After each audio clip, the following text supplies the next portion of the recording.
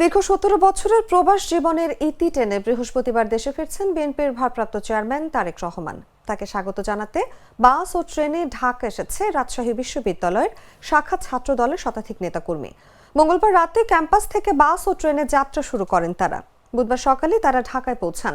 এছাড়াও অনেক নেতাকর্মী আগেই ঢাকায় চলে গেছেন বলে জানিয়েছেন শাখা ছাত্র দলের সভাপতি সুলতান আহমেদ রাহি। বৃহস্পতিবার সকাল ১১:৫৫ ঢাকার হযরত শাহজালাল আন্তর্জাতিক বিমানবন্দরে তারেক রহমানকে বহনকারী বিমান বাংলাদেশ এয়ারলাইন্সের নিয়মিত ফ্লাইটটি অবতরণের কথা। এর আগে বুধবার লন্ডনের স্থানীয় সময় ৬:১৫ লন্ডনের হিথ্রো বিমানবন্দর থেকে ঢাকার উদ্দেশ্যে রওনা হবেন তারেক রহমান।